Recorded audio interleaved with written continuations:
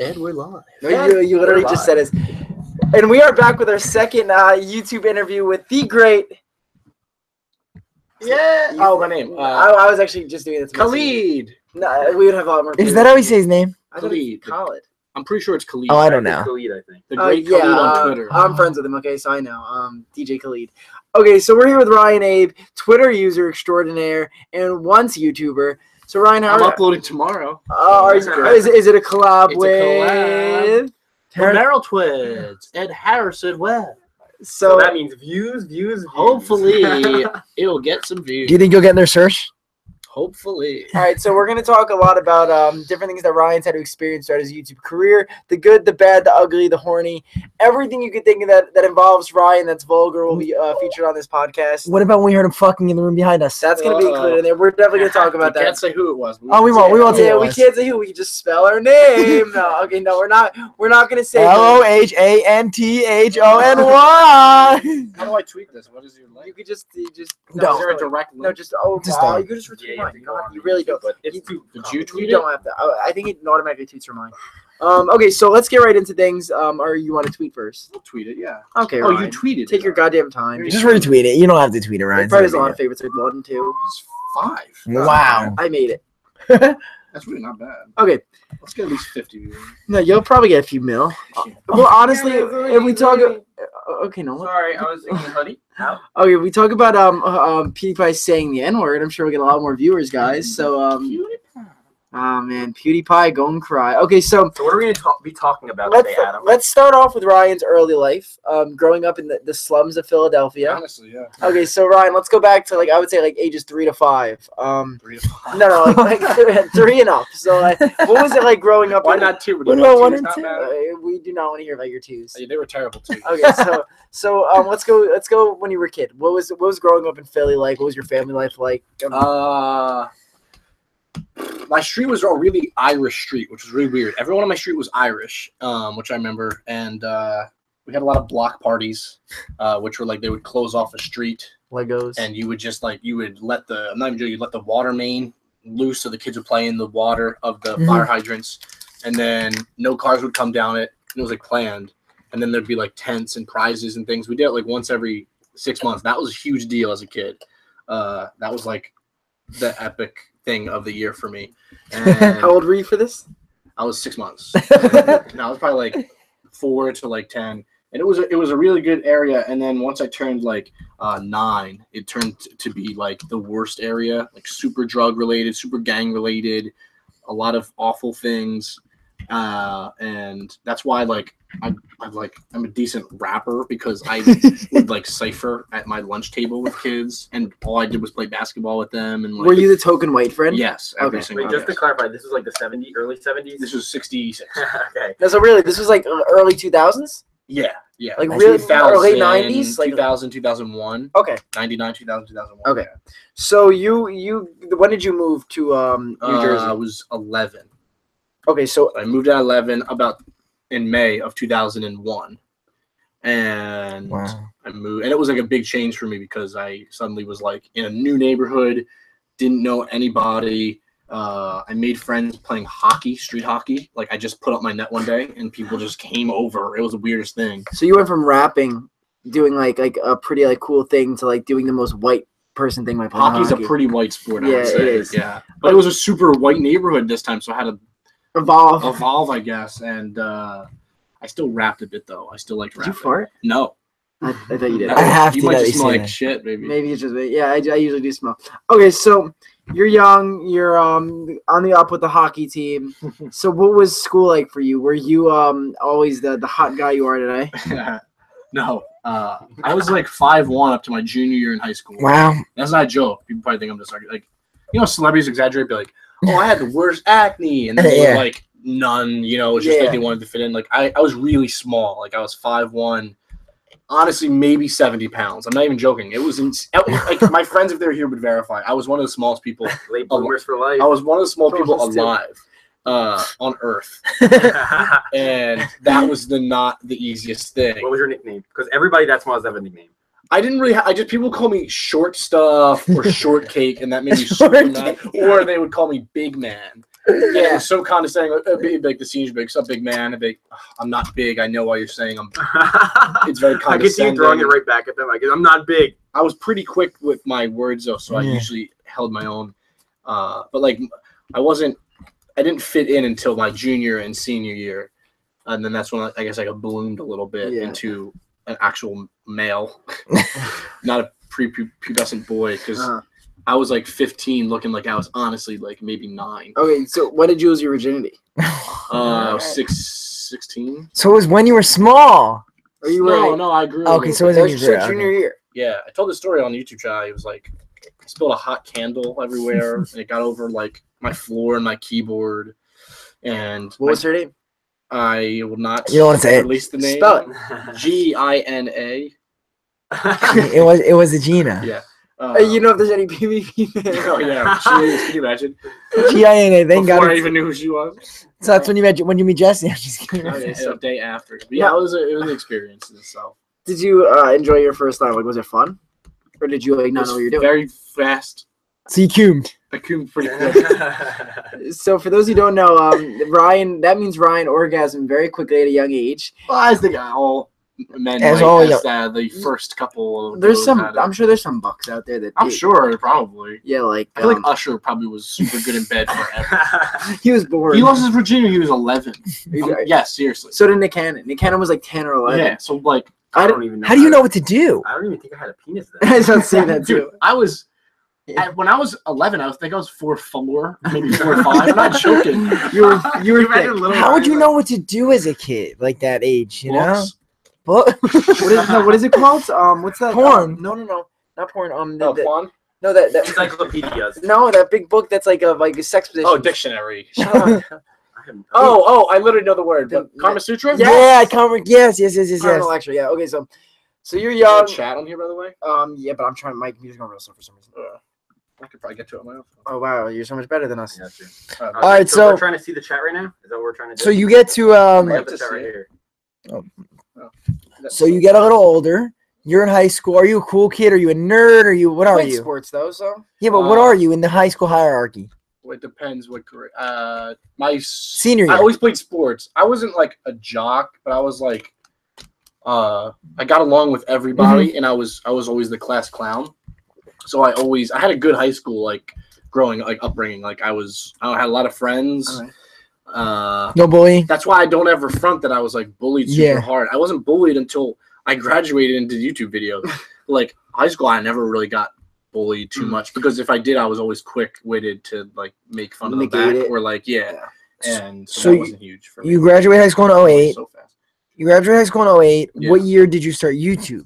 08 So when you graduated or before? summer. Of Okay. that year, yeah. I did it when I was bored and it was like so weird, but like I didn't even know my computer had a webcam on it, and I got a computer for a laptop for college. Yeah. And I had like those weird effects where you can get like bubbles. Yeah. And I was like super. I was like, this is the coolest thing ever.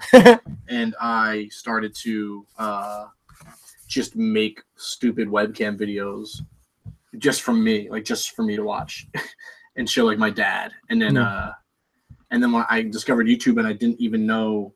Like I made YouTube because it's a true story. Me and my friend Anthony were trying to watch a video of I don't know if it's whales or something masturbating. oh my It god. was so funny. Their penises were like 30 inches, and we were cracking up. And we had to sign in. So I made an account, and I just like signed. I made a random name and I joined it. And then like 2 years later, I was like 06. 2 years later, I asked him, I was like, yo, is that account still signed in? He said, yeah. I was like, oh, I want to like use it. Yeah. And so I made my first video about Soldier Boy, and What was it called? Do you remember? it was called Soldier Boy Bird Walk Parody. So you're parodying for your first video, which is kind of Yeah, I just basically made fun of his dance. And I was the original guy that would comment on other videos saying, haha, Soldier Boy's funny, but you know, what do you think about this kid?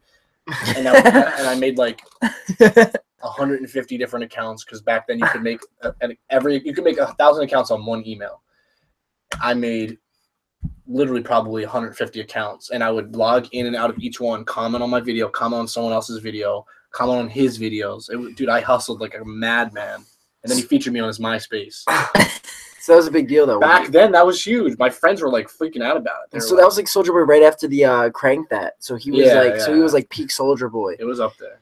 So what year is it? 08 we're talking? Yeah. Okay, so 08 you're like starting YouTube. When do you see like an increase in followers and you start bringing subscribers and you're like, oh man, this is like something legit? Like was it right after, or did it take a little while? I don't know. YouTube was pretty fabricated back then. There's a lot of people who would subscribe for subscribes, who would sub for sub. Yeah. I didn't have a real audience probably until my parody channel, like my first Kits and Giggles channel. That's when I started to get like an actual following of people asking like where why didn't I upload or like anything like that. But I made a video about Kanye West and Taylor Swift in 2009. Yeah, that's when that happened. And that got like 3 million views. It got featured, and that was crazy. What was the video? I just was on Taylor Swift's side for it, and I made a like little skit about it, and it went pretty viral for back then. And that was the first time I ever got paid from YouTube. I used to lie to my friends and tell them I made money when I made like maybe a couple dollars max. And that was the first time I made like substantial money. And then I got like super addicted. I was like, whoa, I got featured. Like, this is crazy. And then I started going from there. And for a while, I kind of had like a decently big channel on that channel. Oh, wow. Which was weird. So you're the big time. So no, but for real, like back in 08, like you were, that means I was a top 50 comedian channel when they had different things. Like those little like buttons on the side, the little banners on the side. 50,000 back in then. So that was a big deal back then. Okay. It was like probably top 200. That was for Skits and Giggles? No, that was my RYAN ABE Makes It Happen. Wow. Okay, so then you started for Skits and Can I tell a Giggles. story about that really quick? Yes, yeah. It was probably like a couple months ago. We were looking at we actually searched her name. I don't know how I found it, but there was a video about like how you lost your channel, yada yada yada. We'll get to that later. But and there was like 2 comments on this one video that was like, please let RYAN ABE get his channel back. And one of the comments was from Alfie Days. It was his verified account, 100% him. And he was like, we gotta get RYAN ABE back. It was so funny. He was like the massive fan. It was like legit. He would Skype me every single And day. now he's like one of like the worst YouTubers. So like this is what you created. I created a monster So did you and Alfie use to Skype a lot? You just said that, right? all the time. So you would Skype, and what would you Well, give I him just tried to advice? give advice. But wasn't he annoying? You said like didn't you say he was a little To his like defense, he was probably like 13. and like But he had a very thick accent at the time, and Hello. and he was going through puberty. So put those two together, it was definitely not the greatest time for him. And his videos were atrociously bad at the time. He was kind of like a troll a little bit. Really? Wait, you mean like the 100 sweaters video where he's like switching sweaters like that was over so and over terrible. again? And that was one of the weirdest rises to fame I ever saw. Like, Yeah. I still am shocked that He just hit that wave of like British YouTubers. yeah. But we also have a story with Alfie. When he had 20,000 subscribers, we made a video shaving our heads for cancer awareness, and he commented on it. And he was like very supportive at 20K, and we always had a soft spot for Alfie. Yeah, no, he was always nice. He's still always nice to me when I see him, and he always is cool. So Way to just rip him out of me, dick. yeah, douche. Sorry about that. Pussy. Yeah, I still think his video sucked. But okay, so Ryan, you're now we're moving on to for Skits and Giggles. Right. This is a full parody channel. You just sing or wait, No, it didn't start as a parody channel. Oh, It started as skits. I did like Man vs. Wild videos. I did like To Catch a Predator spoofs, 16 and Pregnant, Jersey Shore. I was big on like spoofing TV shows because I thought they were super ridiculous and just bizarre. And then I did oddly enough a Soulja Boy parody. Well, basically I owe all my success to Soulja Boy. I didn't know much about like search and like editing things, and I just made a parody to the song Pretty Boy Swag about my aunt. And I uploaded it. It was really bad, and it got like 100,000 views in a week, which was legit mind-blowing for that. I didn't know how it was happening, and then that's when I started looking at analytics, and I was like, whoa, I'm in a search, and then I got like addicted to like trying to game the system and get into like all the artist searches and like try to get the higher in search than their music video, which I did once, which was hilarious. Which one was that? Sexy and I Know It. The music video came out after mine because I would go on these leaked websites that showed like everything, and mine was the first search before YouTube controlled their app when it was the TV icon. and it got like 1 million views in a week from that. It was crazy. Okay, what about one was YouTube Prank House or whatever? That was for skits and giggles. I had like 200,000 subs at the time. Explain what that is. Yeah, Prank House was like this reality internet show, which was really cool back in the day. For then, it was 2012. It was me, Jesse, Shay Carl was on it. Was that before he had women sit on his face and nuzzle his beard? I would say before. Okay. Charles Trippy, Matt G, like a bunch of the old school like YouTubers. Not a good name, but a name. He's still, I like him. He was always nice. No, I don't know about him. I'm just probably sweet. There are other people on there. I can't. Dashy? D-Fizzy. I think Dashy stopped by. I think. Dashy definitely stopped by. And then it was like you would the users controlled a website where you can like shoot us with paintballs, and the whole goal was like to prank each other and see who can get the most elaborate pranks. That's when pranking just was taken off. Like Jesse and Gina's channel was like getting really huge, and that was really cool. And then they kept saying like that they were going to sell it to NBC and we were going to be on the show. They sold the idea to NBC, legit. NBC bought the rights to it, and they contacted us and they were like, just so you know, this might be a real show and blah blah, because it did so well. And then nothing ever happened. We all thought we were gonna be big TV stars.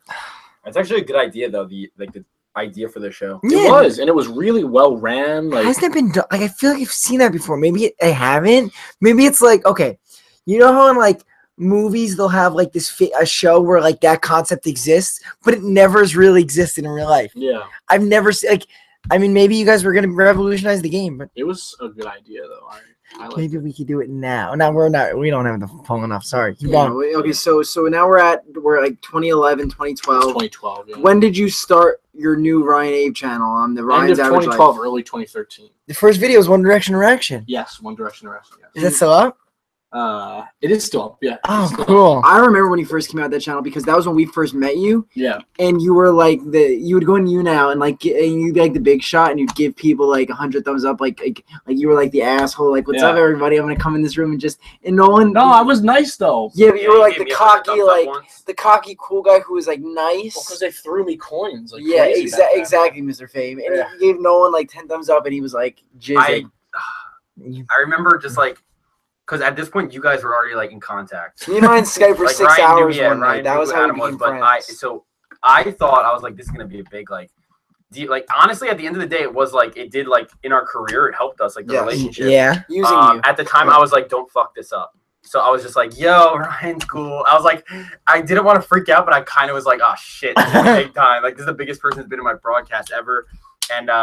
And then afterwards, I remember telling Adam, and Adam's like, you didn't freak out, did you? And I'm like, no, I didn't freak out. Did you really? Not though? You did, no, right? I don't, we held it together. Yeah, I think I held it together. So we were friends with Mikey Bolts, and then Mikey's friends with Ryan. Yeah.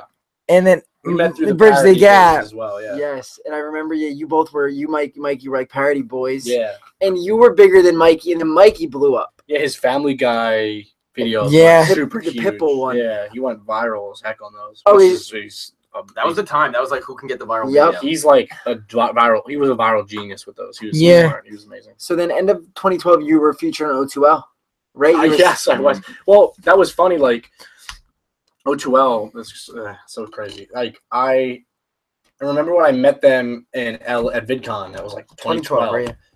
And I was big because I was known as the 90s Life guy, which was my Twitter that had like 1 million followers. And like I remember they were all pretty interested like with that and blah blah, and and we were talking, and they just had discussed they were gonna make a channel. So then I was in contact with Ricky, and then I was supposed to be like one of the first surprise Sundays because someone bailed, and then either D-Fizzy or Touch the Sky Films, Christian Novelli, one of them bailed, and he was like, I know you're gonna do Surprise Sunday in a couple weeks. Can you throw something together tomorrow and we can upload it Sunday? And I was like, yeah, man, sure. Like that'd be cool. They had like 8,000 subs at the time, but they were like the new thing. But it was like it was like you talked about, and I knew that like they were, because they all had mostly done collab channels before, and they were like super like this one's gonna be it. And it was. And it was, and and I did that. It was like a room tour or something. I remember, and like, it was. I made a bunch of really weird puns in it, and but I mean, it was fun. Like that was a cool time because that was like the start of like fandoms. Like that's when things started. YouTube stuff became actually like real, in my opinion. Yeah. The Digi days, Yep. the collab channel days is when we were all like what is this? Like, Yep.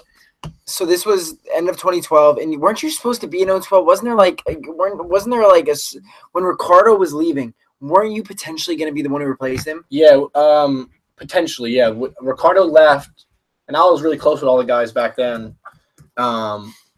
And I was actually closest with Connor back then, oddly enough. And That's still going strong. yeah.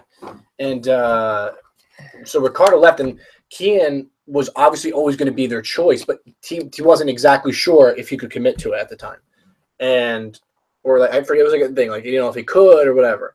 Right. And because people obviously wanted Kian to be on it. So then they were like, they told me and Jack, Jack, like, hey, like, if we do have someone, it would probably be one of you two. So, like, just so you know, like, if we, you know, if it's not Keen or blah, blah, blah, it'd be one of you guys. And we were like, I mean, yeah, like, well, of course, like, we would, you know, whatever. And then they made the smart decision of getting Keen to do it, which obviously the rest is history. But it was an interesting time where I was, like, almost there. Question: do you think if it was you or Jack in that spot, because you guys both had you had both had success in your own right, like, do you think O2L would not have been O2L then?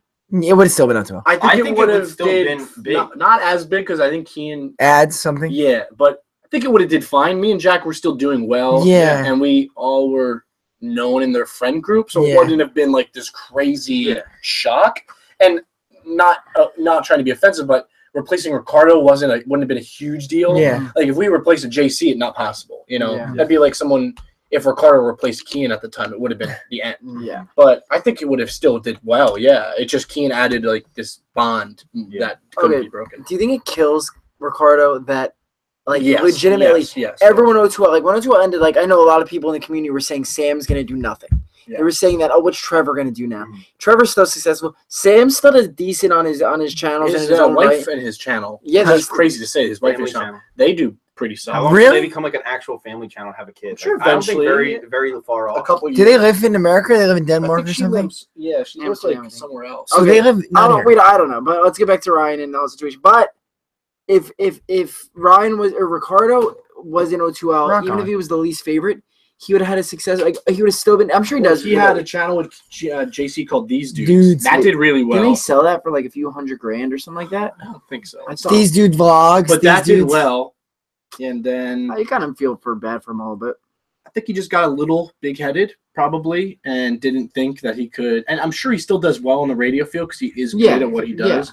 But of course, I'm sure he thinks, like, why did I do that? Okay, I have a question for you. What I heard is, I forget from whom, Probably DTKB. is that Connor fucking hated Ricardo.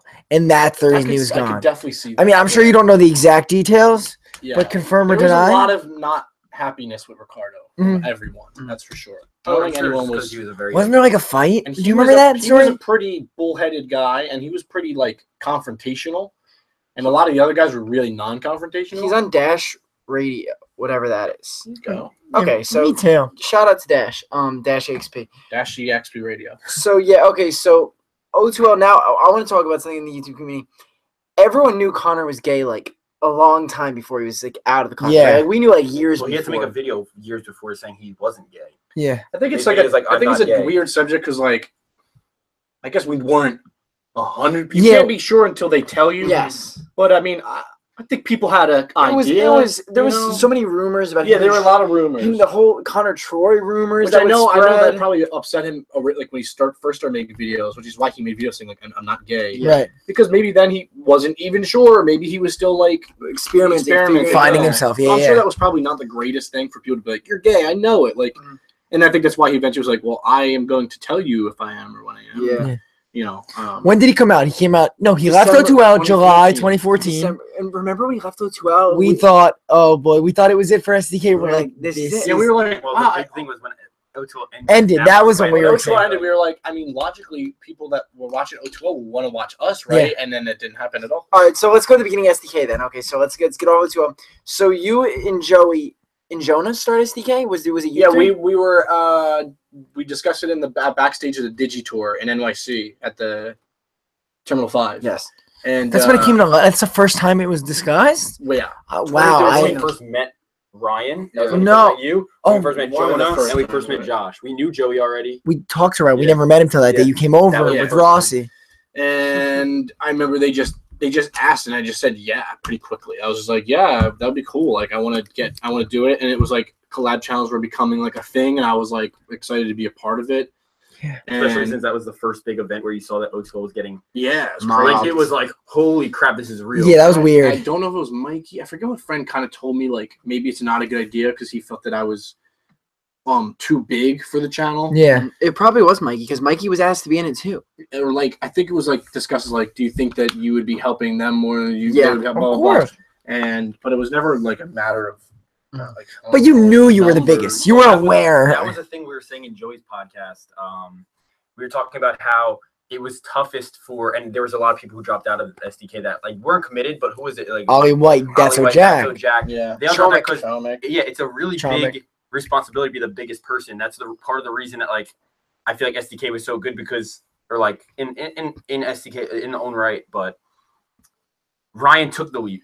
Yeah. You took the like. I think how- you was that thrive off tough? it. Was that tough to take the leap? Like, or did you being aware of the fact how much bigger you were than everybody? Because you had like at the time we just changed channels and we only had like 3,000, 4,000 subs on our main channel. Joey had maybe So, 20K. Yeah, it was a big gap. It wasn't like a couple like Ryan at 20,000. 100K, right? Yeah, That was it was almost 100K subscribers more. Mhm. So how was that? Was that like tough? Or was there ever a moment where you're like, maybe I am too big for it? Maybe I No, I can honestly, find it. like no. I think that I was nervous when I remember everybody made their videos to promote it. I think we got to like 4,000. Yeah. I remember, and then I was like the last one to make videos. Yes. So I was like, crap. If my video plug doesn't help the channel, this might not work as well as I thought. And then I remember we all freaked Yeah. out. It got like 10,000 in a day.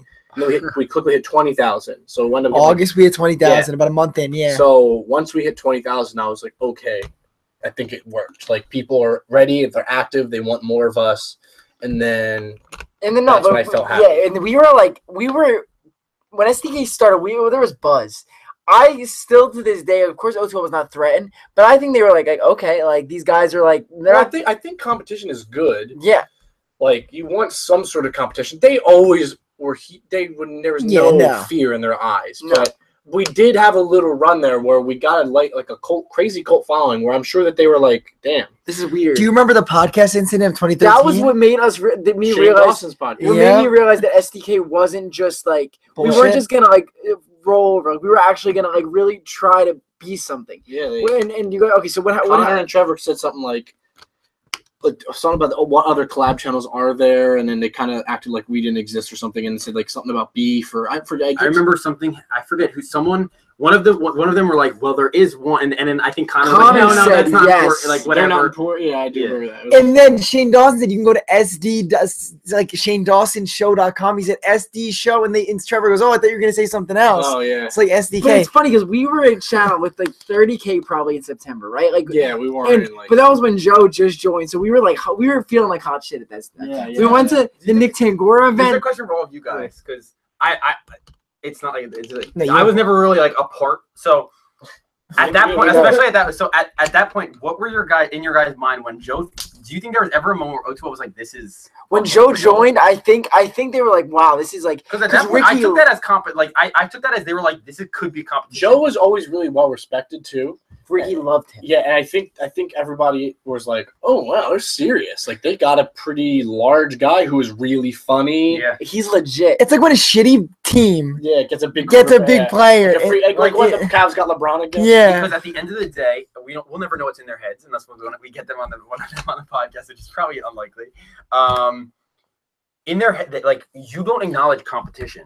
No. Yeah. Like you'll never see if they didn't take SDK as competition, then they would have had no problem saying SDK, but like They're like a small channel. They were a little bit. I don't know. No, I think I'm Maybe not afraid to stretch it. say I'm that, sure there was a little bit because we were also really brash. Yep. And they And- weren't.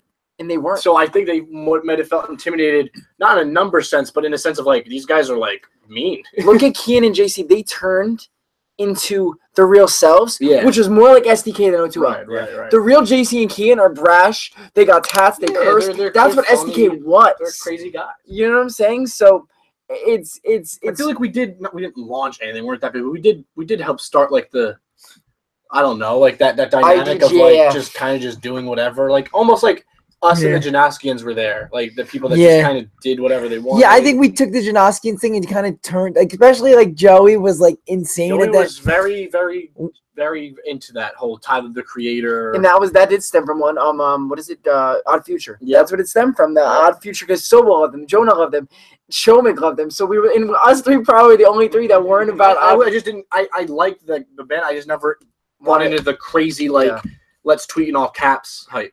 It was a big mom mentality. But that's probably a big reason why. Two things: why SDK had such a cult audience, and why we never blew up. Yeah. It was a blessing and a curse. It's intimidating, but at the same time, the fans were literally a direct representation of what SDK was, and that was like that mob mentality. Go out there. If there was 100 people for one person, if there was 100 people for this water bottle and 20 people for us, that's gonna be. But they would be louder. Okay, so what a weird. That water bottle would like explode. So, do you, Ryan? Did you Fest 2013? Yeah, with New York and Philly. SDK had we would have no subscribers, like 20-30K, and we'd get asked for pictures more than the people with like 1 million. Philly, it was Philly. Weird. It was super weird. Because June we went and Ryan got us for a bunch of pictures. We got us for a couple. 20. Yeah, and then fast forward to September. And it was like the Digi tour, like where it was like the New York Philly one. It was a crazy, yeah. They did it at the Electric Factory, and then the second one at Terminal 5. That was the first time I think we all were like, dude, this is actually a real thing. Yeah. What is happening? Why is this a thing? I also consider that the first time that SDK had that mob mentality, because I remember when they gave Nick Tangora 20 minutes on stage, and they gave SDK literally the first night 3 minutes or 5 minutes, and the next night they took time away and they gave it like 3 minutes, and all of us were so pissed because we were like, yo, we're bigger than him, yada yada yada. And I remember Joey beatboxing the second night. He was beatboxing, and what was the guy's Chris from Digitour was looking at me like, cut it, and I had to go up to Joey, and Joey was like, fuck that. Joey was like, fuck that, and the crowd was into it. Yeah. The crowd didn't give a fuck. Like, they didn't want to see they a lot of them were not there because that was the whole point of like the show. Everyone was it was really cool. So you feel like at this point you're like, yo, I fucking started SDK, and we're like the new kids on the block. It felt super cool because I remember like a lot of YouTubers wanted to kind of be on our good side a little bit, wanted to, or like we're definitely at least interested in what the hell we were doing, and in like the whole concept of like why are these people so well liked when they're not that big. Like we were really like an illusion to so many people. I think so many YouTubers were just like they didn't get it. Why? Yeah. Like what is so why? Like we got it. They have 50,000 subs. Why are these people going insane? And I think that it was like. We were kind of like the new it people, if that makes sense. Mm-hmm. So let's go to the playlist of 2013. 2014. Not the Bethany Moto. Our first SDK playlist. So we did VidCon, which was fun, but nothing was as crazy, in my opinion, as SDK's first playlist in Orlando together. Yeah. So let's go to that. Talk about that weekend and how that was insane. Well, that was our first like big meetup that was like really planned, and we were really nervous about it. Like I remember we kept asking our manager Byron, like, are people going? Are people? Because back then it wasn't a like a thing where you sign up like they do now. We didn't know, and we were really nervous. And me and the twins would talk about it, and on Skype nonstop. Like, okay, if it's 50, that's cool. If it's less than 50, we can still have a good time. And I remember we went. And when we got in the back, one of the women was like, yeah, they're like going nuts out there. And we were like, really? And then like when we walked out, it was just unbelievable. It was full and the seats were full. And then they were like, there's more people that couldn't get in and they're mad. And Bethany Moto was like looking over, like, who the hell are these guys? Like, Bethany Moto was she was like the Lies at that point. Yeah, right? yeah. She was the it girl. Yeah. And she was like finishing up her meetup, had a decent amount, and SDK had just as much more than. Because especially someone like Bethany Moto, you won't expect her to know who SDK is. She didn't. Yeah. She knew Ryan. But she didn't know who the group was. She probably looked over like who. If you see someone with that big of a meet and greet, you would expect to know who they were. And Yeah.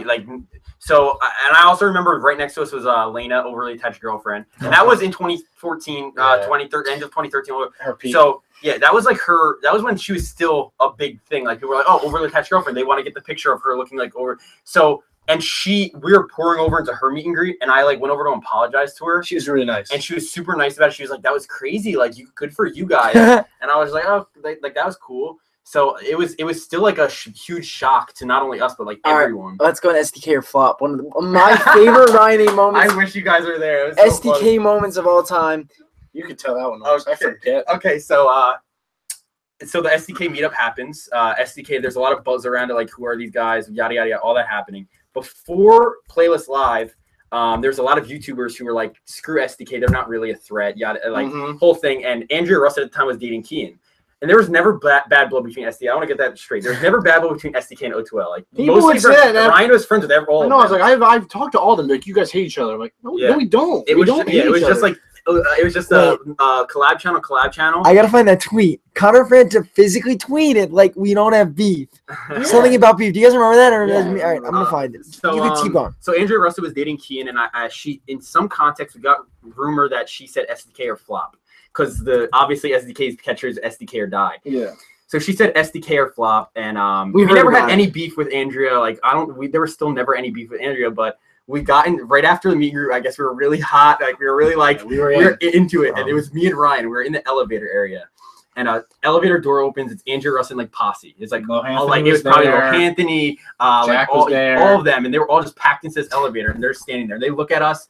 And they, oh God, did you read the tweet? It kind of read, it says, this is the day of the podcast, October 8th, 2013. What's this talk about having beef? I ordered the chicken. So, I mean, he acknowledged that when there was like people saying it was very bizarre. I got to see the comment. Elevator doors open, Andrew Russell and posse. Ryan and me are standing there. They just stare at us, don't say a word. It was like not even a word. Like we're aware of who they are. Like I was friends with them. Ryan is friends with all of them. I met all of them that weekend because it was like the second or third day. And as the elevator door goes to close, Ryan goes SDK or flop, and the elevator door they were closes, like, you could see their faces going. Their faces all dropped. What was Andrea's face like? It wasn't Andrea like blank. Like she had a blank face. Like, oh my God, like he just said that. Because we were at the point where like YouTube, and if you don't know this by now, the YouTube community is filled with, well, at least when we were really involved, like I would say me, Nick, and Nolan were like heavy involved, like 2014, 2015. Everyone was just fake, and it was like high school, and like we would go. A lot of silly petty. Everyone was young. Yeah, we would go to parties, and like Anthony would be there and not acknowledge our existence. Like he was such a fucking douche, and like people were like that. And then Andrea also called the Sobo. Yeah. Oh yeah. They got like a little argument at the party. Well, I think they were both either drinking or something. And Sobo, Josh wasn't, but he definitely was offended by what she said. Because Andrea did apologize the next day or the next like hour. Yeah. She did apologize. Yeah. So I think that they got into a talk, and then it went bad. It just went bad quickly, and it was really awkward for a little bit. What did he say again, or what did she say to him? She said like, "You're cocky. You've never met me before." Right? I can see someone who doesn't know Josh. He's dressed at this point. Josh is like a revolutionary. Like he's wearing denim before anyone's wearing denim. He did. He looks like a fashionista. So she called him like, "You're cocky," and he was like, "You never even like you don't even know me." Yeah, which he was right, and because Josh is quiet, and SDK, we all walked around with a very confident, like, we don't care who dislikes us, who likes us. That's why it worked, because we just didn't take shit from anybody. Yeah. Really, we would always be like, oh, we can probably beat up all these people. And no offense to the YouTube community, but SDK and Beast Coast as a whole could take anyone. Yeah, we felt like if someone ever tried to jump us, we would win every single time. We were like these just guys from Jersey who were just, we had fun. I would say we had such great, SDK still to this day has such great chemistry. Like, just our humor, like, we don't miss a beat, and we just were not intimidated by anyone, because we really thought, like, if we start, like, bowing down to people, and maybe that's the reason why SDK didn't blow up, because we didn't suck anyone's penis. We could have gotten way bigger if we played the game more on that aspect. Our game was not to play the game, and people did respect that. And I guess it worked to getting us a hardcore audience. Right, it did. Also, at this point, Janoskians were big, and I feel like people thought of us as the Janoskians O2L meet. Yeah. So that's why I feel like a lot of people thought we were going to get big, because Janoskians were big, O2L was big. Now there's this hybrid. Yeah. Like, it's the perfect storm. Why weren't we ever that? What's the reason we weren't ever that big? I don't know. I think that we maybe started a little bit too late, like a couple months earlier might have been a little more beneficial. I also think we scared people away, and our fan base scared the crap out of new fans. I remember, like, I'd see, like, fan accounts that would pop up, like, it'd be like SDK nice things or something, and it would be like, and then the fan accounts would be like, LOL, this is trash, or like, LOL, this poor girl, and then like these fans would be like, oh shit, and then they would not be fans anymore. And I think that like we had a very intimidating audience and presence. It wasn't the most welcoming, if that makes sense. Right. You know, we didn't have a very welcoming community. So I think that it didn't spread as easily as it could have. O2L's thing was all about positivity, you know, and, like happiness, and their fandom was so nice. And and I don't think as much as I don't like that we did it as much as people are the SDK like fan base might have been like pretty upfront and kind of like dicks at times. We bred them. As Joey and like that odd future attitude was the reason they were like that. If we were it was like our fault. It was when we first started. Everyone was so nice to us. Yeah. And even when the fans were the viewers, I hate that word, but like were mean to us, it was almost like a hey, fuck you. But no one ever I mean, some of the viewers turned on us and really don't like us. Yeah. But that I think that's normal though if you think about it. Like you support something for so long and then one day you're just like, fuck this, you know? And like, I hate these people. It's just the way it is. I don't take it personal. I have a terrible, vivid memory of, there was this girl at a meet and greet in 2013. She made us all sign her face. She was like obsessed with me specifically. A year exactly later, I get tweets from her telling me to kill myself. It is a weird thing. What makes a human being in a year go from being obsessed with someone to telling them to go kill themselves? Honestly, to tell someone to go kill yourself, you have to be kind of like, you have to have issues. And also be going through not a great time. Yeah. You know, when you're a girl and you're like 12, 13, 14, 15, that's a wild time. I wouldn't know, but I can imagine there's a lot of shit going on mentally. Yeah. And physically. I think that it was a little hard on us, though, because people would be like, oh, just don't pay attention. But we never dealt with that. So we were all like, weird. I was like, why is everyone mad at us now? And then they'd be like, no, they're not really mad. They're just messing around. And that person just told me to kill myself. Yeah. Like, it was weird for us. That definitely it was strange. That was definitely the start of us not wanting to do SDK anymore. Yep. You remember when we had a conversation once where we tweeted, I think we wanted to do a brand deal. I remember we did something with a brand deal. I think I did a brand deal, and I tweeted a link, and all the replies were like, no, delete it, fatty. No. But like the brand was like super not happy. Yeah. They were like, the response has been really negative. Jesus Christ. And I remember I was like, oh no, like I'm so screwed. Like they don't get the joke. And that's when I started to be like, uh-oh, this might not be very good for us. Like, you know, we've created a monster. And we all started to kind of at once be like, crap. Deleted. Do you remember at Levity Live show, somebody with an Adam Bongo? Oh, you guys were mortified because you're the nicest ones. And somebody with Adam Bongo name was talking shit about the venue. Yeah, so we did a show at Levity Live. We did a show. It went really well. It was a small show, probably like 80, 90 people. And afterwards, the owner of the show the day after, right? We were filming her next calls us and is like, you know, what is this crap? You know, unprofessional. And then Joey's like, what? And he's like, Adam's tweeting. Adam is tweeting that the venue was garbage. And we're immediately like, okay, first of all, no. I was like, with everyone the whole day. Like, it didn't make any sense. Like, no way would you ever tweet that ever. And so it was a fan account of him that was at the show. Adam Bonjo's ADUM. Yeah. It was ADUMBONGO. Yes, and it was the same picture, everything. And they just thought, you know, it was him. And I remember we were all like freaked out, like, oh no, like, and it was so hard to explain to this dude, that is not him. He's like, yes, it is. I'm looking at it. Like, no. Look at the one with the more followers. This one has a couple hundred. And we were just like, it was a big headache. We were like, oh God, what have we done? You know? And then we pulled off the unthinkable that we do with Levity Live. Everything. We should go into, maybe, because we already talked about Joey's. Do you want to just go into it again from Ryan's perspective? Okay, let's go. Perspective, because everyone has their So your perspective of the entire I think that it was the most genius thing we could have ever done. Yep. For YouTubers these days that are such garbage actors. There are some, Kian can act. And you know, JC's also good at improv. But other than that, there's not.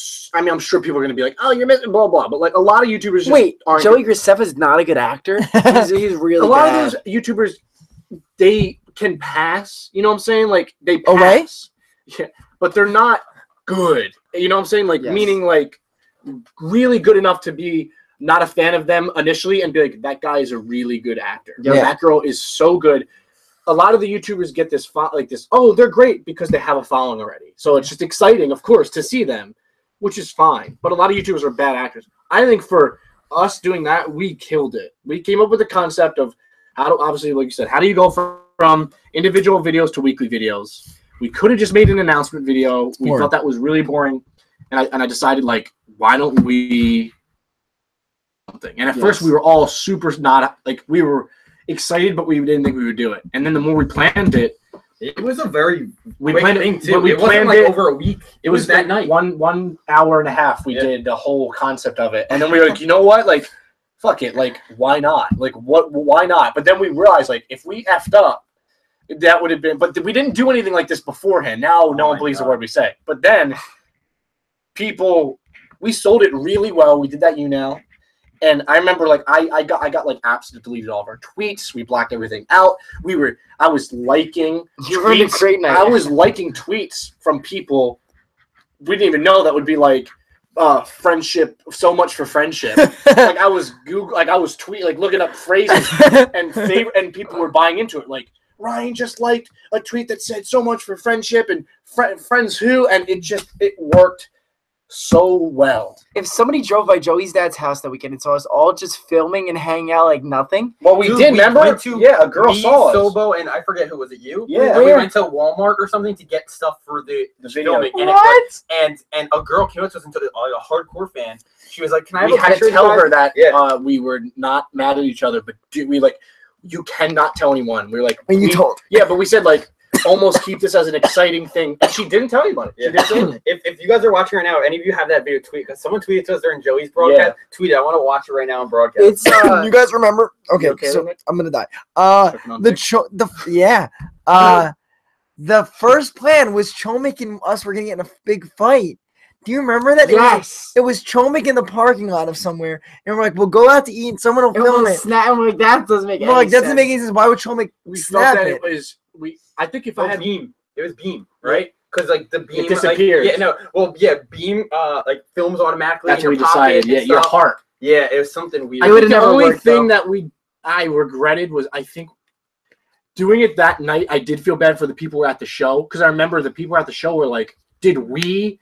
As the viewers caused this, and it was all your fault if you were there. I remember feeling bad, like, oh god, I hope they don't think that it was their fault, because obviously we knew it was a good show too. It was a good show. We had a great time. I remember how confused they were. They were like, "You guys were all so fun together." Yeah, we were improvising and having like a great. It didn't make much sense, but it did, because when you guys are hostile and there's testosterone, and if you want to win the war, some people must die in the line of fire. Yeah, here's the thing. And who died was our viewers.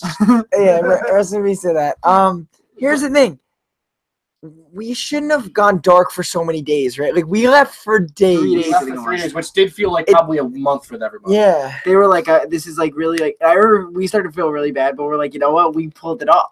Yeah. So it was like we feel bad, but we're also very proud of ourselves. We were more proud. We came back. We had all these nice pictures Jimmy took. We were just like back in it. Like, yeah, we're doing group videos. Tour. And nobody realizes that was the best STK's ever done those group videos. You were getting like 50,000 a day. And we were so happy about that. And then we just for some reason stopped.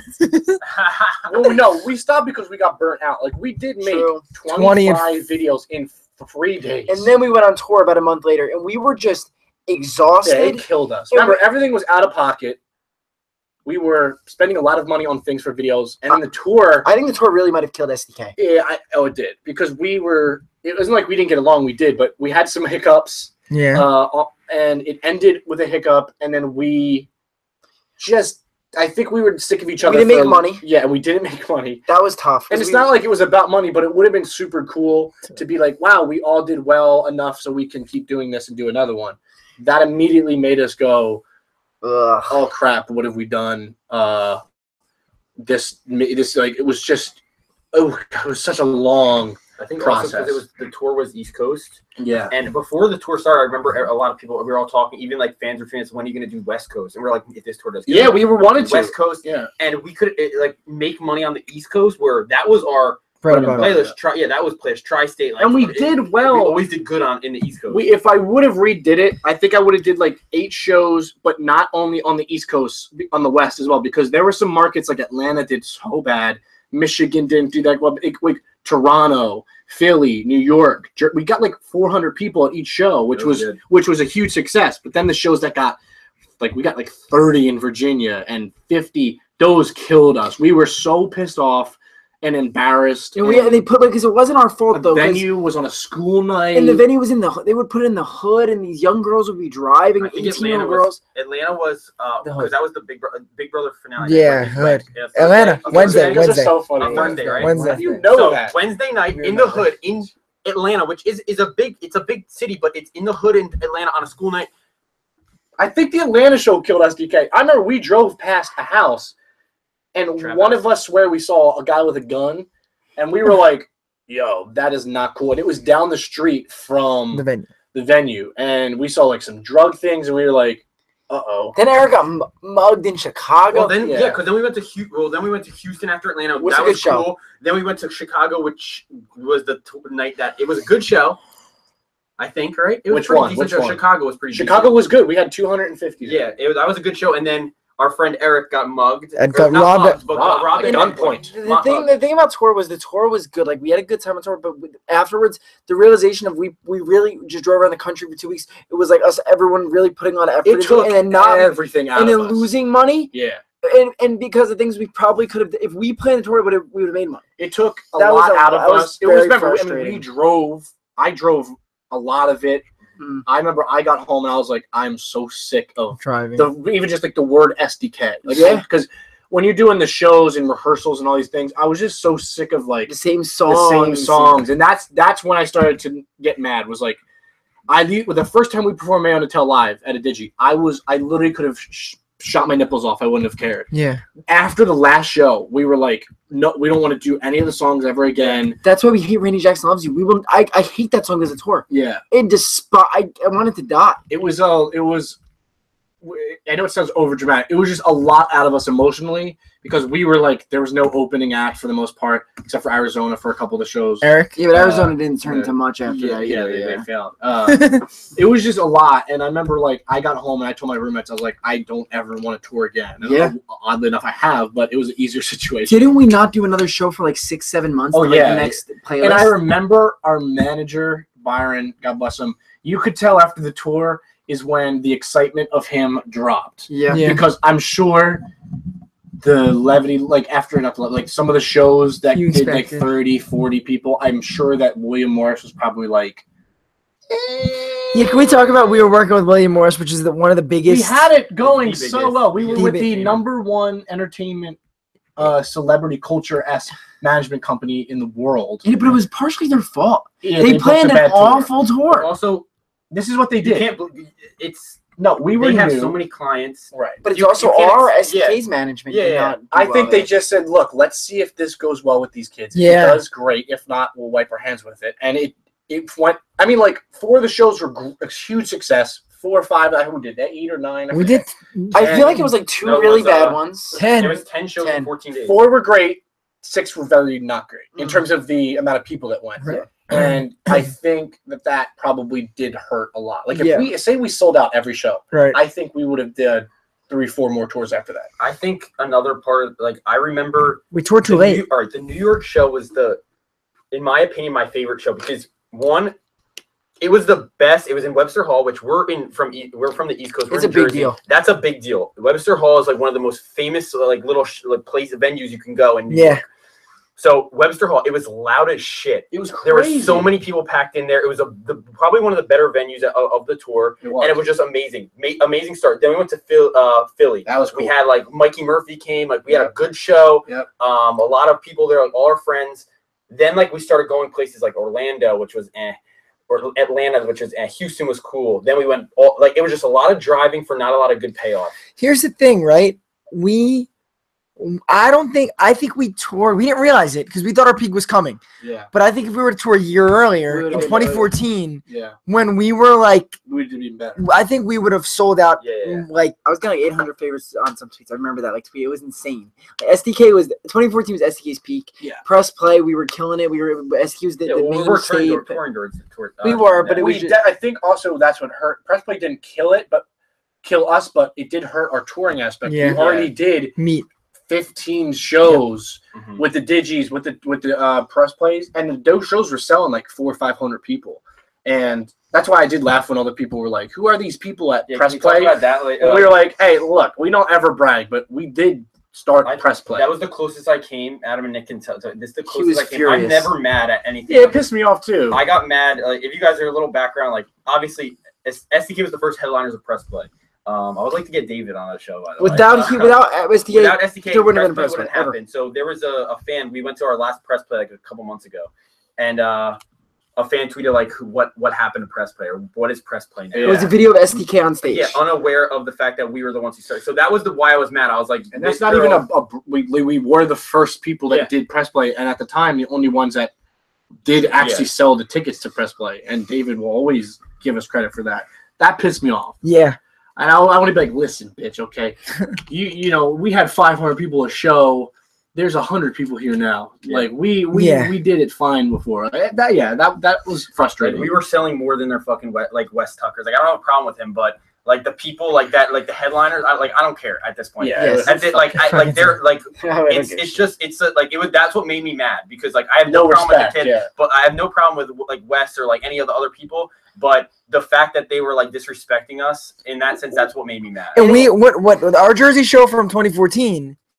What was it, like 500? No, there's 680, biggest show ever. 680.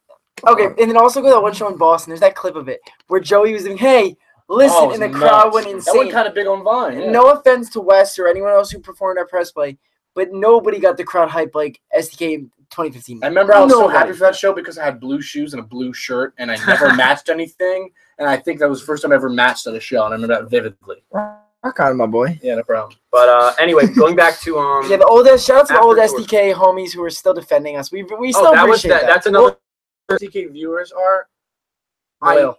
They're so fucking loyal, and even though some of them aren't they're getting older, so they can't be fangirls, but they still. I think we are like. That was cool, right? Like, how cool was that we did these weird things, and that was it was fun. Like, I think Victoria says, "I hope you know old Stan defended you guys against Impressive." Oh no, you did. Awesome. Like, we saw that. Yeah, and the girl deleted the tweet. Yeah. So I think she did shit. I wanted to keep that up. I didn't know. No, I want her to keep it up. Backpedal. She was like, "I didn't know." Like, whatever. It was just like I never thought I'd ever hear the phrase like "respect your elders," but like at that point, it was almost like hey, respect who got you there.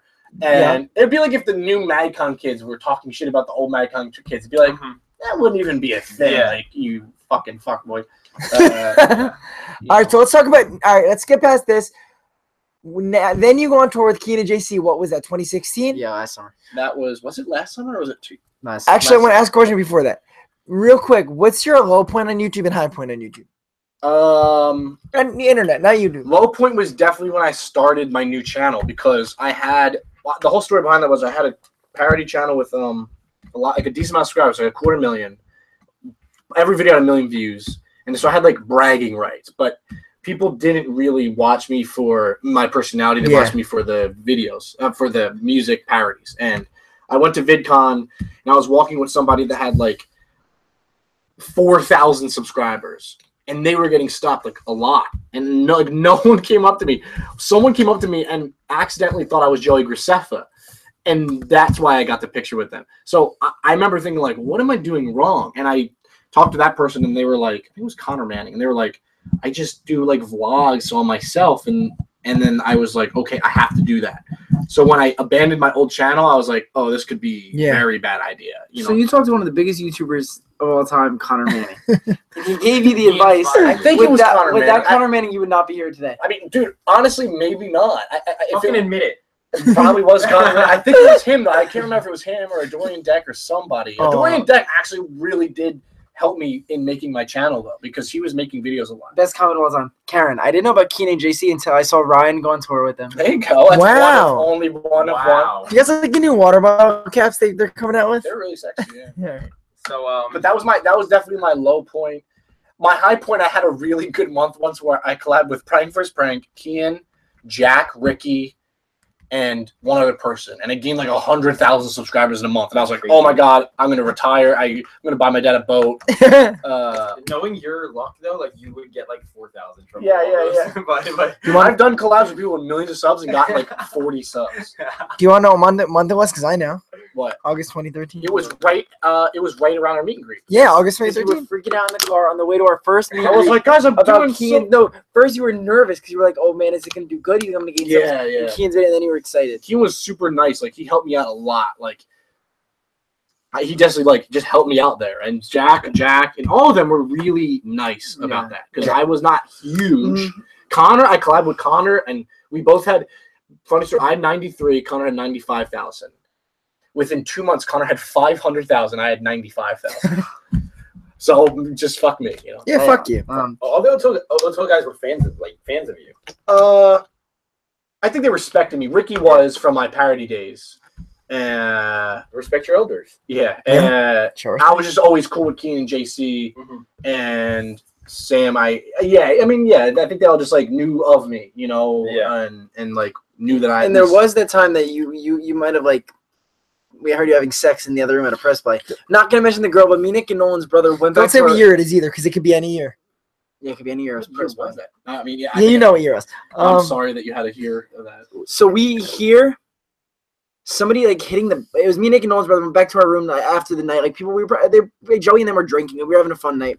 Came back to the room to relax. We hear the headboard of the bed pounding, and we hear a girl like softly like I'm like, oh god, what is this? And we realize Ryan is next door with someone at the time, and he was banging her, and she was loud, and we were just all sitting there very like, is that Ryan? I didn't realize that you were right. We didn't realize because you were in our room right before that. Like, I feel like no, but usually I'm pretty. We're in like joining rooms. I used to. Well, there was actually never. I maybe not. Maybe I didn't You care. didn't give a shit. Yeah, I probably just did. Yeah, why would you care? We're right or there. you just assumed that you couldn't hear it. Or we weren't there in the yeah, room at the Like, time. some hotels usually have thick walls just because of that. But she wasn't like a nice hotel, obnoxiously like yelling like so it was a respectful that moan. was one of the nicer hotels we were in. Respectful moan. It was a respectful, very like I was putting in classy moan. Ryan was putting in his jet skis to work at the time. So I have multiple dicks. Yeah, I want to talk about that we didn't really get to touch on with Joey. I want to talk about your whole perspective on press play, doing the tour, through it and the end of it, and why everything happened, like why we left it. All that. Oh man, I hated David after press play. I think David's cool. I like David now. Yeah. Like I like David. I think he actually is too nice. I know there's the perspective of people that David's awful, but Yeah. he could be way richer if he wasn't so nice to other people. Yeah. When press play first started, it was so fun. I remember we were like, we're getting paid. we got paid a lot. Yeah, We got paid. We can even say we got paid like what, like $700. Yeah. $750 a show, $750 plus a airfare, show. plus And hotel. maybe that's not a lot to some people, but To us, that was us, a we lot. were like, what? Like, Every other weekend or we're so. getting Like, paid to meet people that like us, and the first 6 months of that, and then we just got like so tired of doing the same songs, doing the same thing over and over, and then like clashing with people. New people were coming on. We were like, I don't know if this person fits, and it was weird. And then by the end of press play, I remember we all just like Burnt out. yes, like miserable. Like, oh, we gotta Connecticut. Yeah. Oh, Connecticut. Yeah. Like we gotta fly, or we gotta do this, or oh, we gotta. We did become a little mundane after a while. I don't know how these artists do it. I don't know. It seems so simple too, but there was so much more behind it. Like I remember at the show, the Connecticut show. It started in the beginning of press play. We were at venues. Yeah. That's what I love. Yeah. You're right. When it went to hotels, we hated We it. started going to hotels. We hated it, and No the privacy. last hotel didn't let us throw pancakes, which is the most simple, stupid thing. Didn't let us throw pancakes. We were mad about it, and There was also a lack of privacy because when Yeah. you were in the hotels, everything was everywhere. So like if we wanted to drink because we were of age and stuff, like people would be like, "Oh, they're doing that. They're probably doing heroin." Like, No, it just. I remember getting to the point where I was like, I'm getting sick of this. Yeah. The venues were cool when we did them at the venues because it felt fun. I remember one time we all looked at each other. We were like, we're in the middle of a Marriott.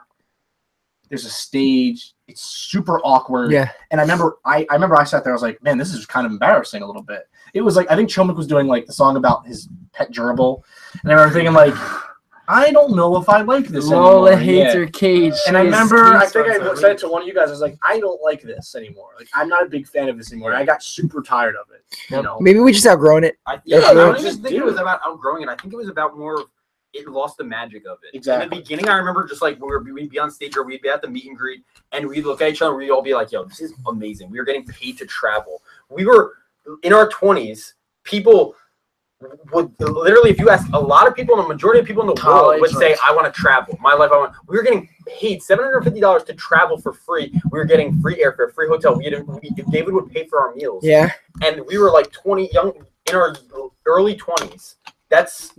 It was amazing. And that's why, like, we don't take it for granted.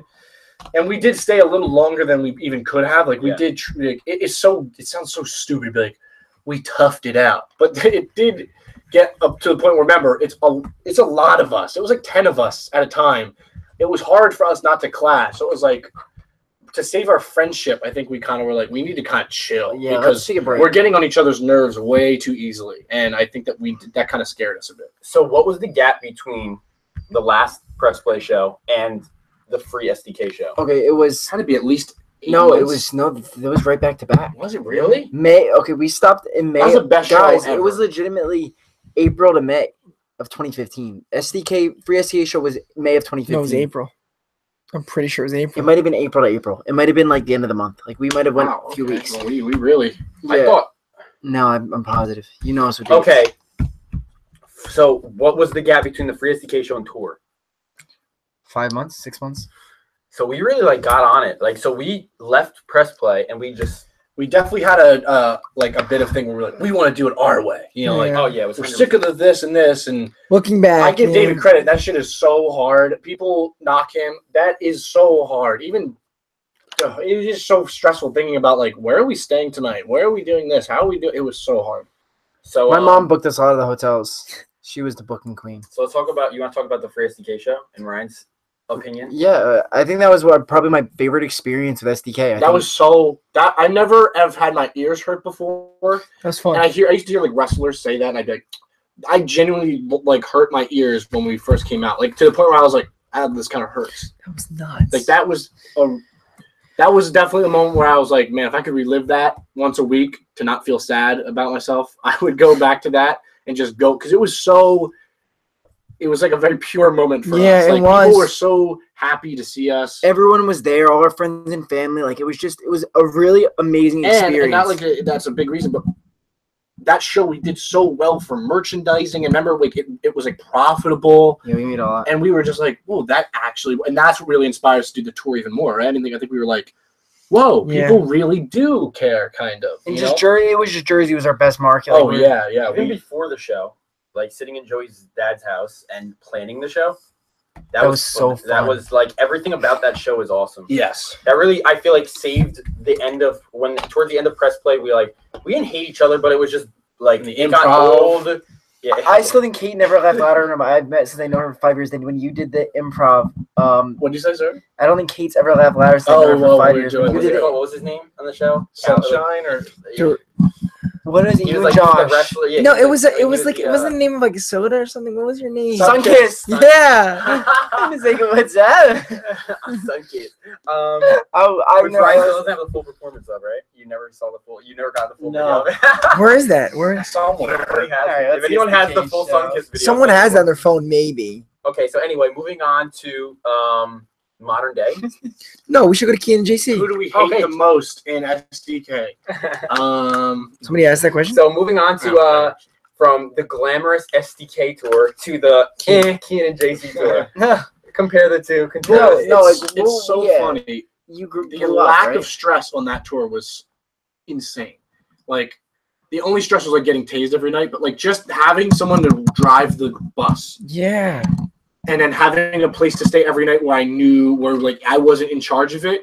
I could have toured for 7 months if I had to. Having people set up the show for you. Oh my God, it was so easy, and they were all really like receptive of like my ideas and like what I was like. Hey, maybe we could do this, and they were always like, yeah, that's funny. Or like the tour manager Brent would be like, do it, and it was just such a breeze. Like I love tour buses, and it was just easy. Like it was night and day between our tour and theirs. And obviously they had bigger shows, bigger venues. It was more hype, but it was just such an easy process. I didn't have to worry about, well, I was eating or like, is there a place to sleep? Did we book the right hotel? Do we have enough beds? Were we eating good on the SDK? No, we were not. Oh, like shit. Did you have sex on the tour bus? No.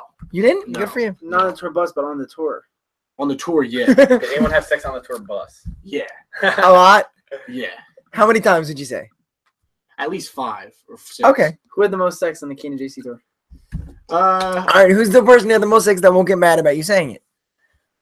I'm near JC. Okay. Yeah. So JC doesn't give a shit. Well, you guys But are also, remember, we went to Miami for 4 days, and that was a fun time. and you were in New Orleans the night before. You No, went to New Orleans. There were a lot of and then- very pretty ladies in the area that were like, either A, didn't give a shit about us, but we were like, hey, we're here for a day. Yeah. You know, it was whatever. It was. JC probably had so much money to spend. Like, it was probably just amazing. JC is the nicest human being when it comes to his money. Like, I don't know if I've ever paid for anything around him, and not even like JC paid for. Like, he just does. Like, he's so generous and like always takes care of everyone around him, which is so awesome and like nice. And like the Miami thing, we wanted to go Miami, paid for the flights, paid for the hotel. Damn. It was crazy. Like, it was so nice. So he's like a sugar daddy.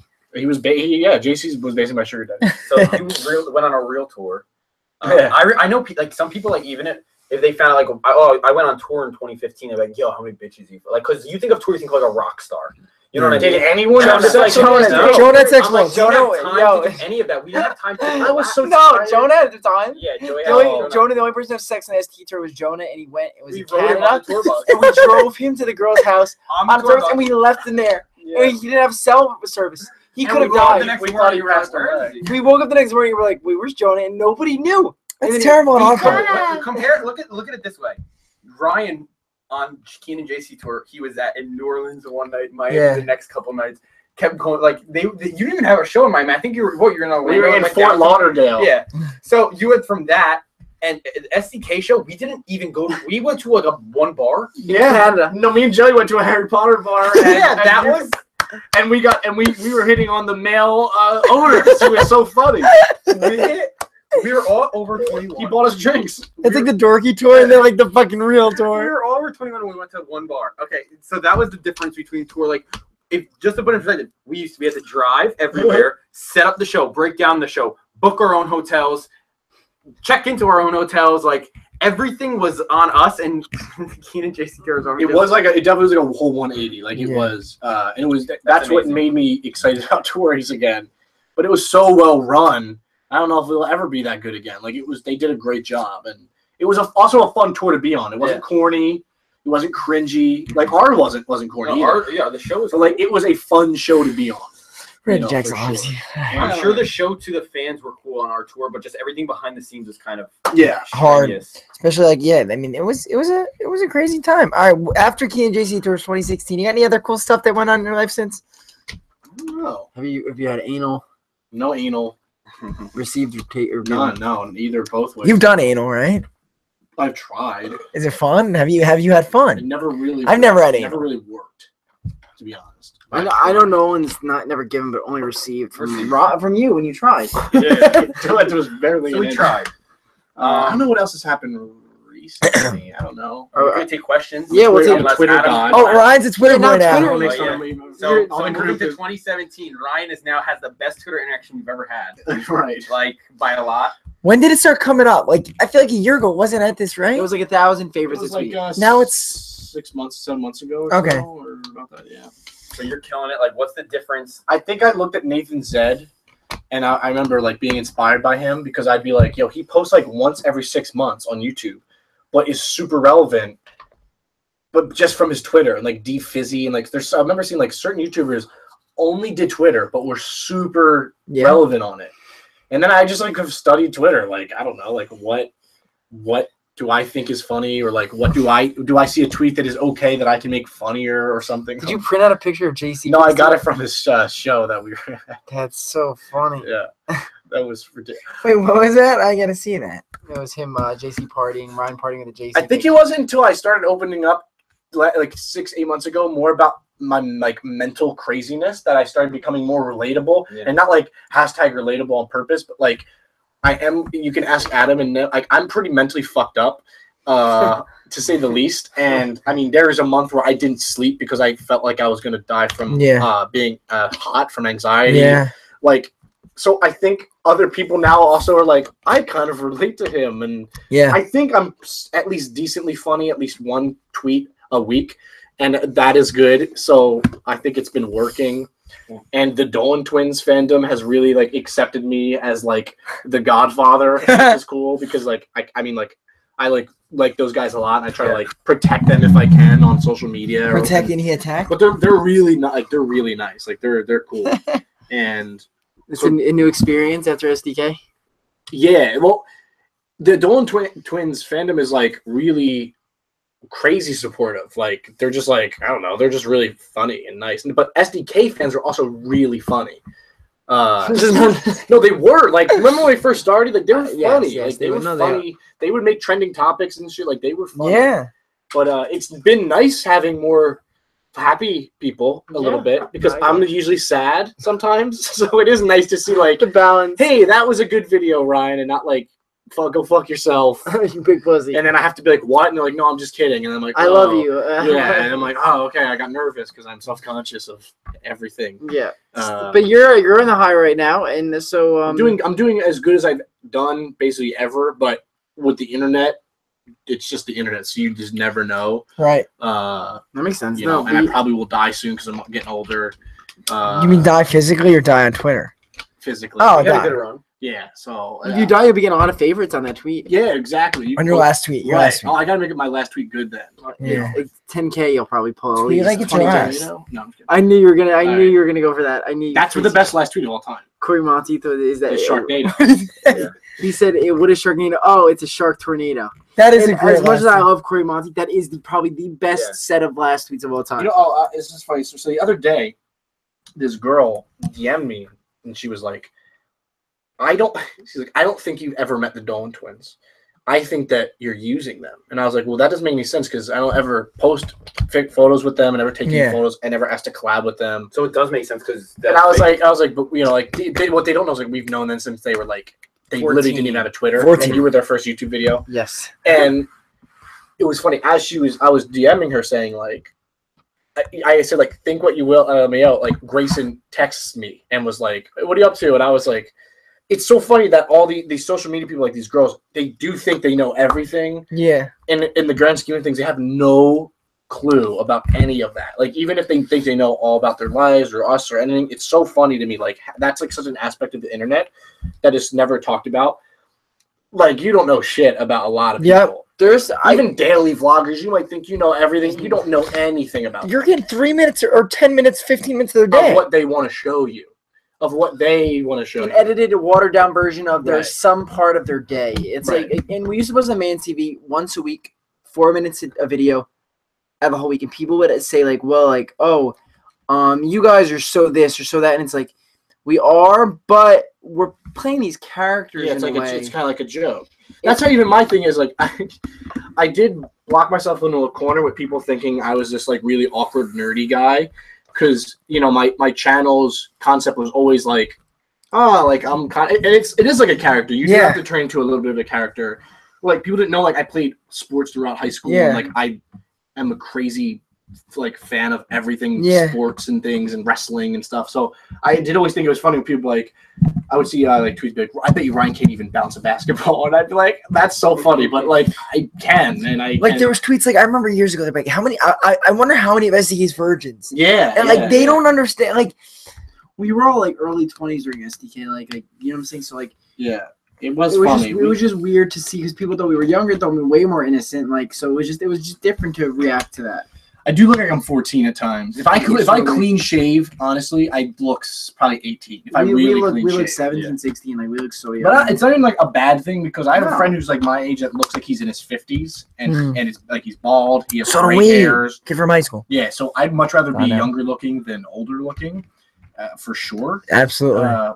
But it is like the whole social media aspect is so corny at times and fake, and like people think that like, you know, like just because you don't post about something it means it doesn't exist, you know, like yes. And that's what I hate about social media. Like if I hang out with somebody or like I've hung out with bigger celebrities and stuff, but I don't post about it because I don't care to, you know, because but if you didn't say anything, like, oh, it's probably a lie. Or it's because all these fake YouTubers like Tana Mongoose and like these fake Storytime people now make everyone not know what to believe anymore, you know? And even like what, like Fousey do fake pranks for a while? Yes, that whole thing of like, because YouTube was kind of had a little bit of validation for a while, and then with it, like 2015 ruined everything. Storytimes became a thing. People were lying about everything. The diss tracks. I feel like YouTube is just. Everyone knows my hatred for Jake Paul and you know whatever that bullshit is that's going on, like faking abuse, and people actually thought he was married to that girl, and it's very disastrous. He's gonna go down soon, I think. I really did. I don't know. I mean, the kids really like him. And if kids are on your side, God bless you. But I think it's super whack. I think he's super whack. I think the whole thing with the hurricane, I literally think he did that just to get good PR.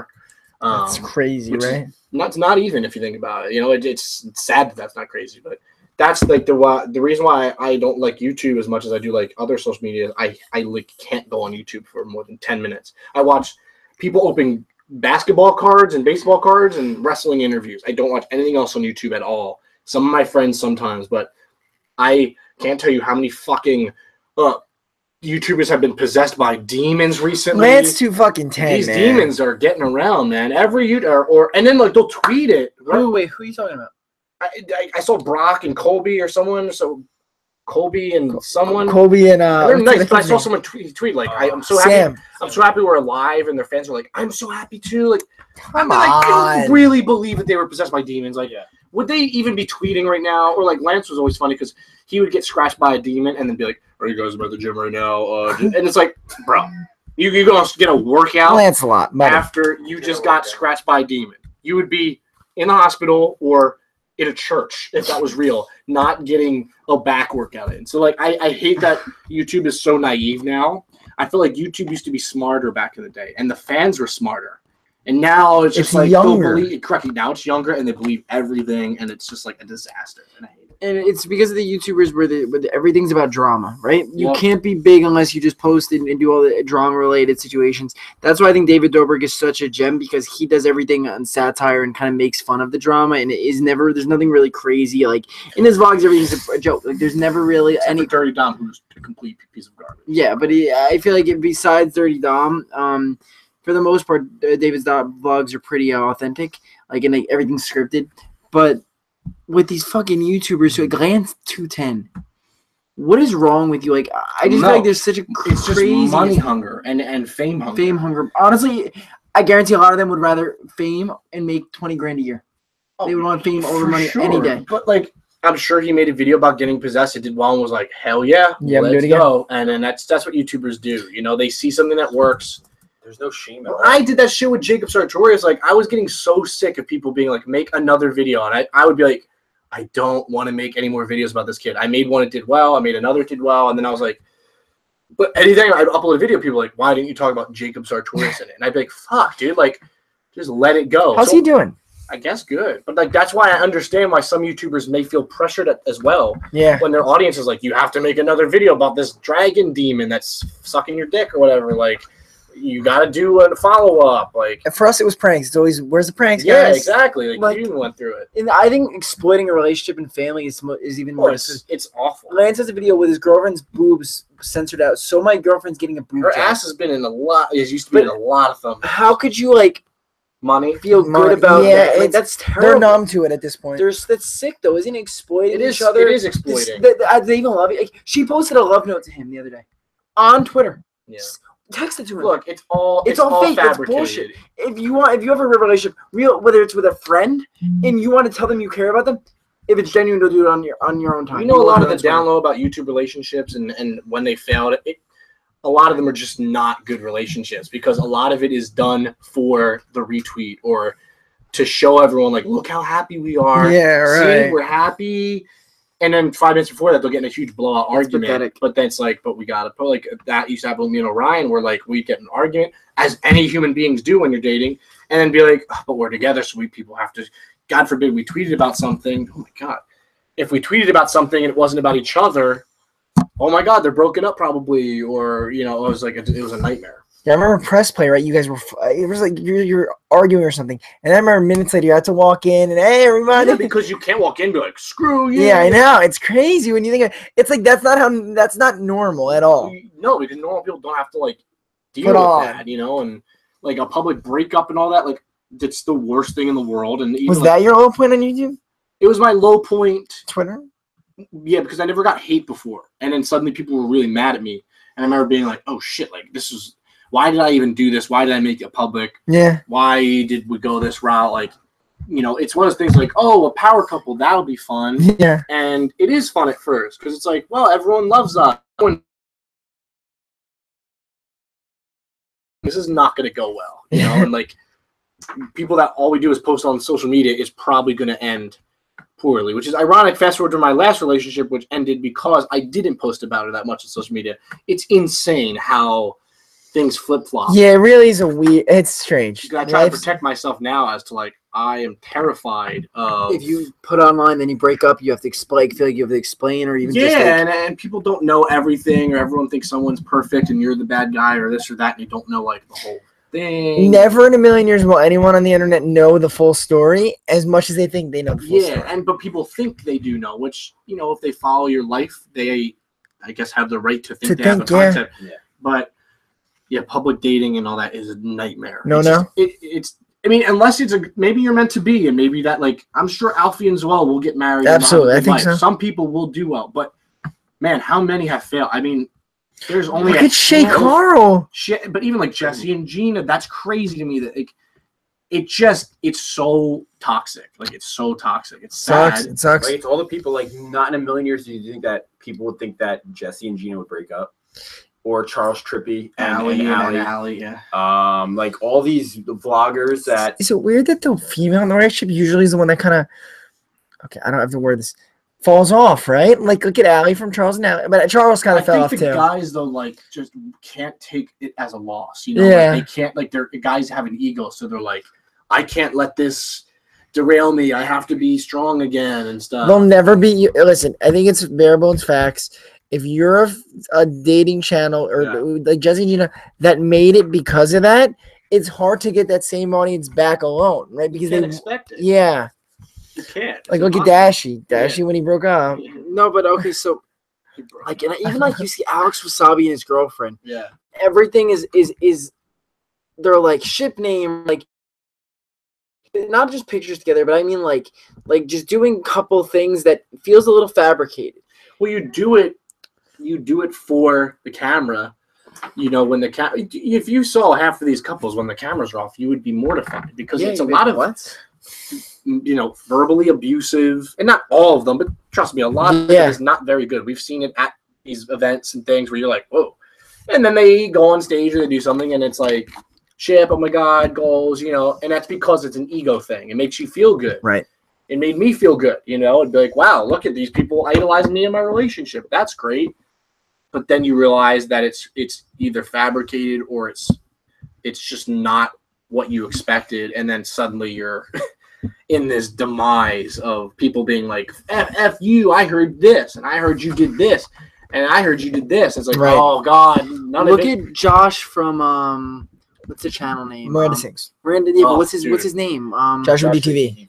He is still bent out of shape and really sad over this. And if your heart goes out to him because they were married. They put their whole relationship out there, and they broke up. They're married. And that was a million every video relationship where that's a lot of people. He said he was like, imagine, like, he goes, you're expecting to spend your life with someone, and then you're just not. Yeah.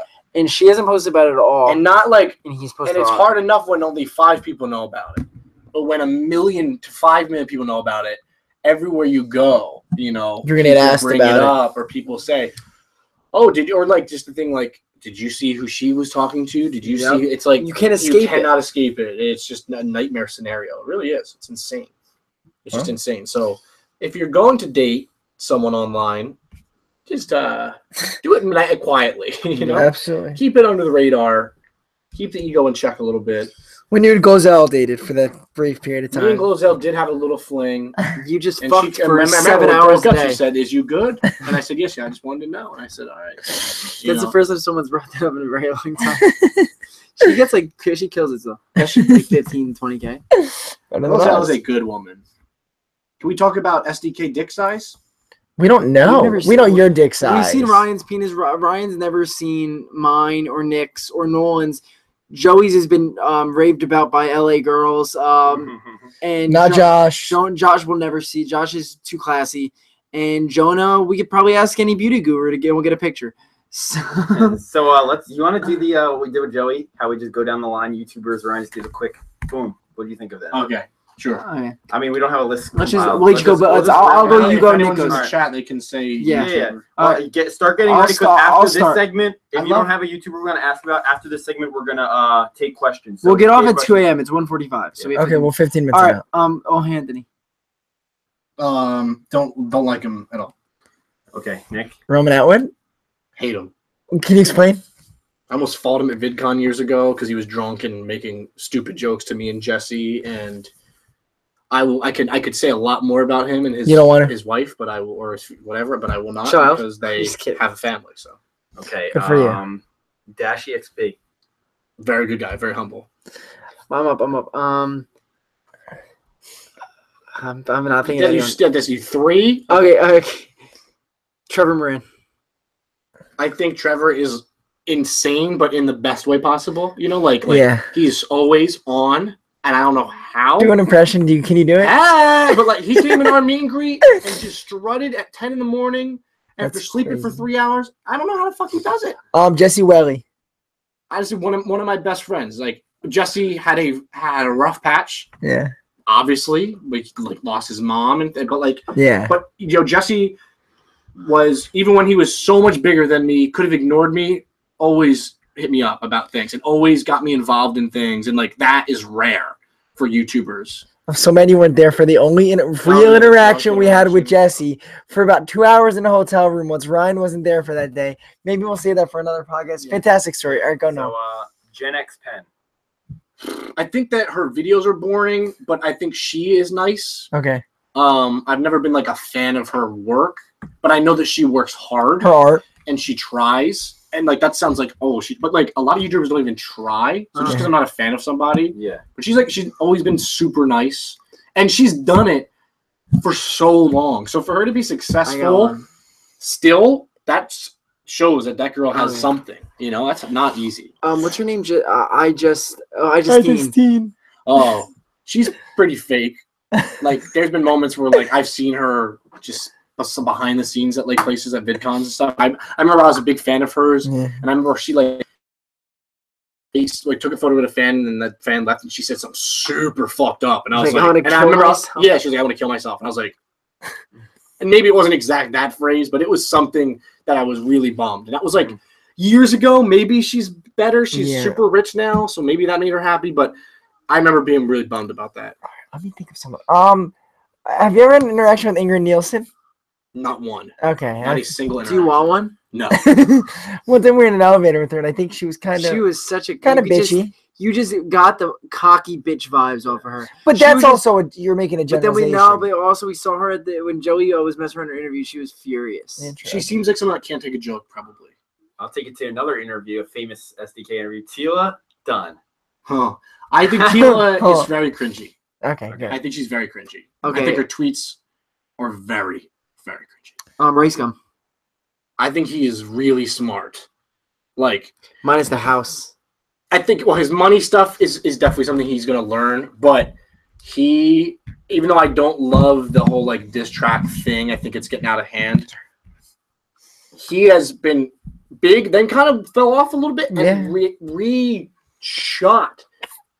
So he's smart. Yeah, yes. And I will give him credit for that. I mean, like, it's not, he's smart. Yeah, no, it makes And sense. he's really rich now, so God bless him. Who's up? Oh Just shit. keep him firing, man. This is easy. Gina, PvP.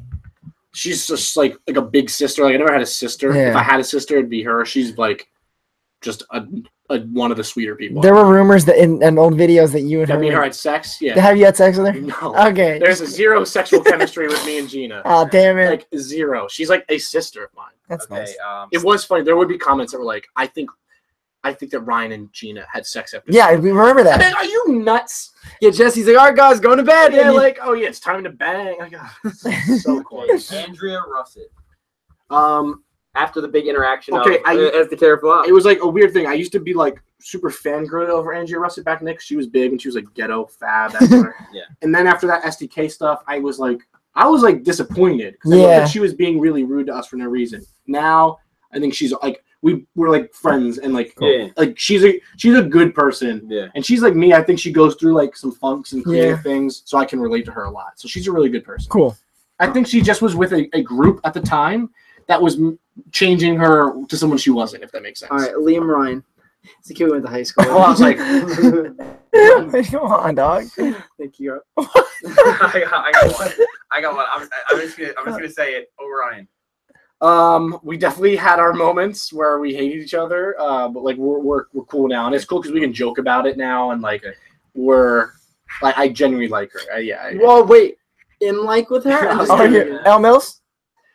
Oh, Just be honest. Come on. I did not like her tweets. I thought she was really like the whole like I eat cheeseburgers and like, I don't try to dress, and like I remember I was like, and maybe I was jealous because they were getting 100,000 favorites, I but don't think I just didn't like that was blowing up. I'm sure she's really nice.